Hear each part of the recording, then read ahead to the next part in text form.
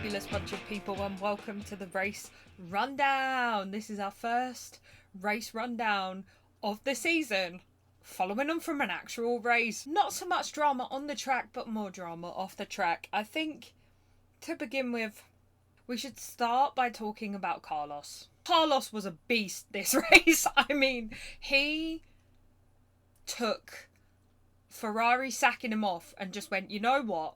Fuck you. I'ma drive like a bat out of hell and prove to you that you made the wrong decision. And he did.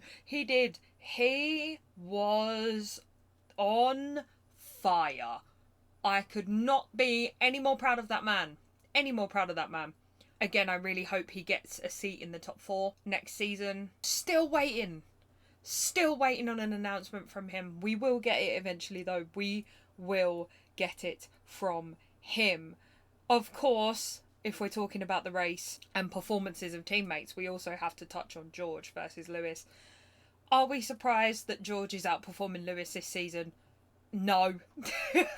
Because if the Mercedes is still crap, that would explain why George is doing better. But I would also say that now that Lewis is leaving, George has a point to prove. He has to, obviously depending on who takes the seat, he has to step up and be number 1 driver for the team at this point, because obviously they're losing their number 1 driver in the form of Lewis. And do we think they'll go for somebody like Alonso in that seat and have George stay as second driver until he's got a bit more experience under his belt? I don't know. I would personally like to see somebody like Alonso in that seat. But there's been lots of rumours around maybe Max going to that seat. Obviously, we'll touch on that in a minute. Potentially, I would personally like to see an Albon in that seat. I've said this before. Do we think that's possible? Oh, I don't know. I would like to see George take a step into that number 1 driver role. Who knows?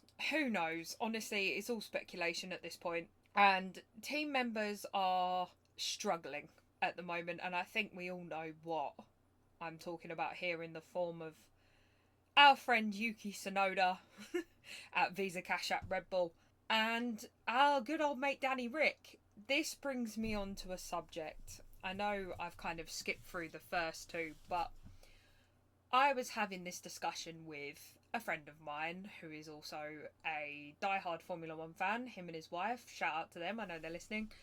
They are my Formula 1 besties. I mean, they're besties in real life anyway, but obviously we chat Formula 1. Not a lot of my friends like Formula 1, but they do, so we chat about it all the time. Every time I see them, we chat about it. You know, messages, we're talking about it. Every race, we're talking about it. We had a Silverstone watch party last year.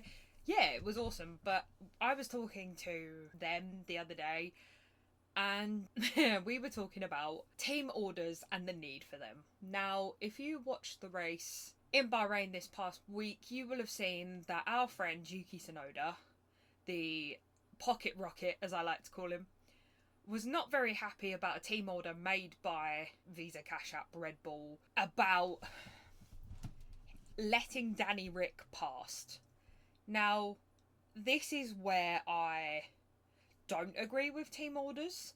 I think team orders are potentially hindering the race, okay? Like, the way I look at it is, if you're not in the points, it's not like your race... This is going to sound bad. If you're not in the points, so 10 or up, for anyone that isn't a massive fan of Formula 1, if you're not in 10th or upward, you don't get any points on the board, right? At the time of the team orders, neither Yuki or Daniel were in the points.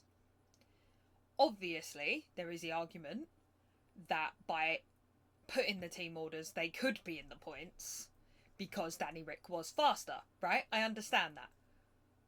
But at the same time, you are racing. Racing implies you race against the other 19 people on the track. If team orders and politics get involved, you are taking the racing aspect out of Formula 1 racing. That is my stance on it. I think at times team orders are too quick to be pulled. I think if it gets to a point after 5 laps where your teammate is holding you up and you're past that buffer point, then yes, implement team orders by all means.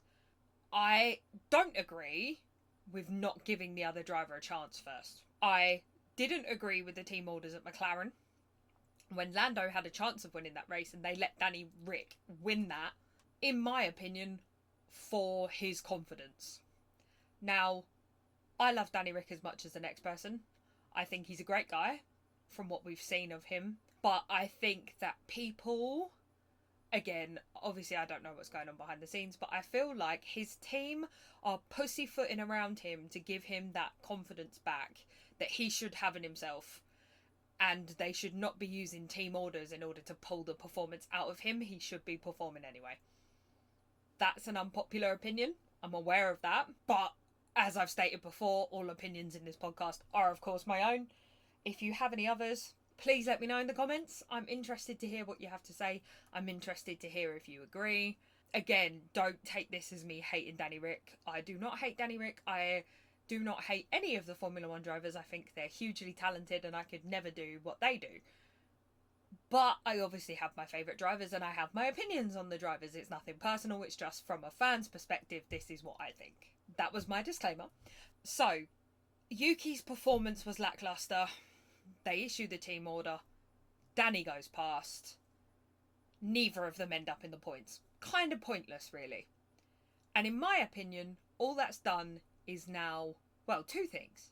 It's caused a rift between the 2 drivers, because Yuki's reaction implies to me as a fan that there's something going on behind the scenes that we're not aware of, which is not great from a team dynamic, but also it's highlighted to me that Tsunoda is not good enough to be in that seat. This is something that was hinted at in Drive to Survive. I don't know if you've watched it. If you have, great. If you haven't, then I highly recommend watching it. It was very interesting to look at the episode about Alpine and things like that. But it highlighted to me more than anything that Tsunoda does not belong in that seat.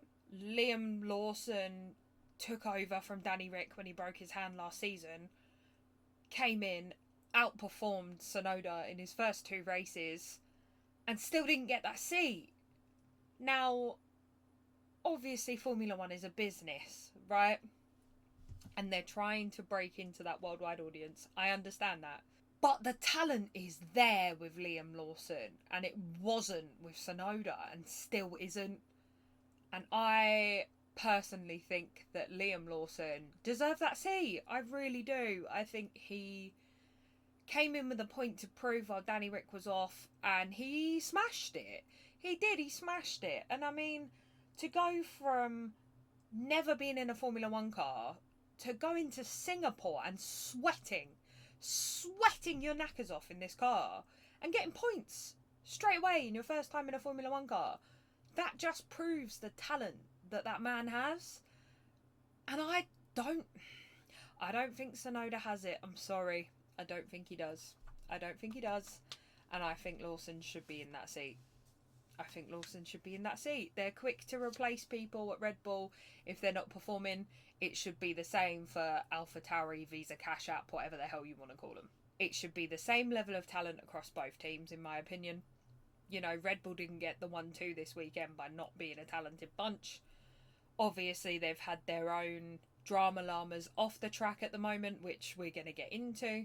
But, yeah, this weekend highlighted a lot of, I think, future issues with Visa Cash App Red Bull this season. But obviously we'll have to see. It's only race number 1. So, you know, I think another thing we need to touch on from the race is the absolutely diabolical pit stop from Stake, Sauber, whatever you want to call them.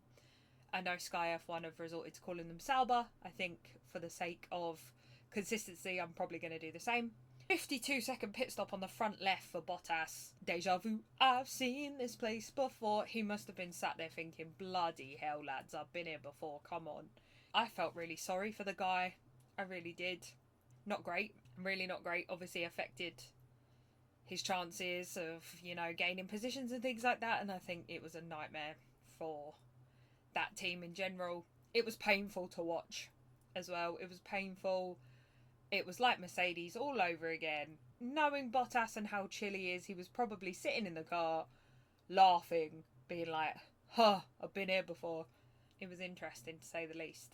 I want to take the time to talk about, obviously a lot's gone on track recently, and the next race, practice 1 and practice 2, start at the time of recording tomorrow, so Thursday, with practice 3 and qualifying on Friday, and the race is on Saturday again this week.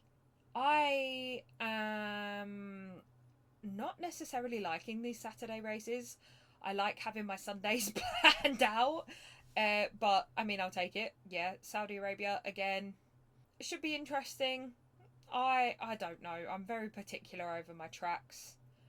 This one's okay. I just hope that it's a bit less boring than Bahrain. Bahrain was unfortunately very boring this year. Max won by a landslide again. Are we surprised? No. Do we think that they've put rocket fuel in the Red Bull? Potentially. No, obviously this is all speculation for my own opinion. Could they have put rocket fuel in it? Maybe. I mean, there was a big enough gap between him and Perez, and they're supposed to be driving the same car. So, you know, I don't know. Same with Lewis and Valtteri when they were racing together. So, you know.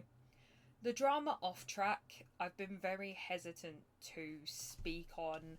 Obviously, in the last episode, we mentioned about Christian Horner, about whether or not he was guilty and what was going on and things like that. It's interesting because obviously Sky F1 have asked about it, and he got told, well, he said to them that he can't talk about it.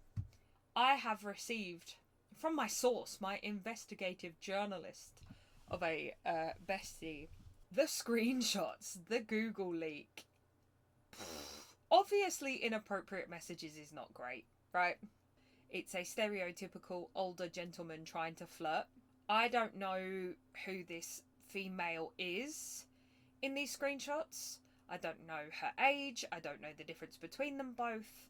But it doesn't look great. The screenshots don't look great. There's missed call logs. There's text messages. There's screenshots sent of him on flights. Lots of messages being deleted. Interesting, but we're not going to know what that was. Please, can you delete this WhatsApp conversation? Thanks. The one we just had? Question mark. The whole lot, please. I don't really understand why, but okay. Thank you, he says. Interesting. So he's getting her to actively delete all the text messages as they go. They get more flirty as they go. There's pictures of the house. There's pictures of... I mean, there is a Christian Horner nipple photo in this. Yeah, it's so weird. I don't like it. There's photos of him in meetings. There's photos of them talking about meeting up places. There's just, oh god. There's videos of him in a pub. Yeah, it's not looking great for you, Horner mate, is it? No, it ain't. It's not looking good. It's not looking good at all, matey. It's not looking good at all. Do we think he paid them off? Potentially. I don't know. But there was some definite flirting going on. There was some definite back and forth. There was some definite inappropriate behaviour. From that file drop, yeah, it's pretty damning evidence, really. I mean, if it's all there. And it's not even like you can say it's photoshopped, because there's photos in there. There's active videos of him, like, moving around. So they're definitely not deep faked or anything. It's all there in black and white, you know? And that's not ideal. And because of this, there's been lots of talks of Max making a move from Red Bull to Mercedes. Do we think this could happen? There's been lots of speculation around it, and obviously I wasn't overly sold on it, but the more I see of Jos and Toto talking to each other, and the more it gets reported, you know, in Formula One, as outrageous as these rumours, claims, whatever you want to call them are, there's no fire without smoke, right? It needs to have come from somewhere, whether it's an internal leak within the team or if it's just, you know, somebody walking past on the grid and hears them talking, or, you know, it's come from somewhere. Could it be just to stir the pot a little bit, make Formula One a bit more interesting? Because obviously Max is dominating and it makes the race really boring, in my opinion, obviously. Potentially. Do I think that it's a load of crap and that he won't move to Mercedes? Personally, yes, but then I said that about Lewis moving to Ferrari. I said that wasn't going to happen and that it was a rumour and that everyone needs to stop sending it to me because it isn't going to happen. And then I got proved wrong. So honestly, this season so far has been so blinking unpredictable, I couldn't tell you. I would want to see it, but then that also again raises the question of who the heck would go with Checo into Red Bull. It just opens silly season up even more. 2024 so far for Formula One has been effing crazy. And we're only one race in. We still have a long bloody way to go. The longest season to date, race-wise.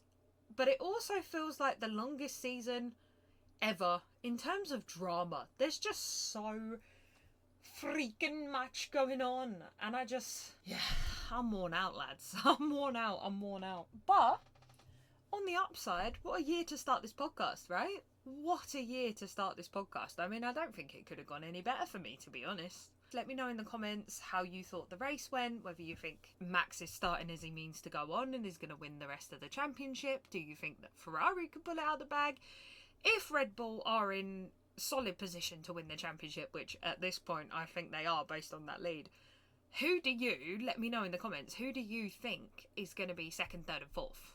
I'm intrigued by that. McLaren were off to an amazing start this weekend. They got the most points this weekend than they had in any other season prior. So that's exciting. But we'll just have to see, you know. It was only the first race, so there's still time. But let me know in the comments who you would... If Red Bull were to win, who would you like to see second, third, fourth? If Red Bull weren't going to win, what order do you think it would be? Let me know in the comments. And I look forward to another race rundown next week after Saudi Arabia. I'll see you after the race. Laters.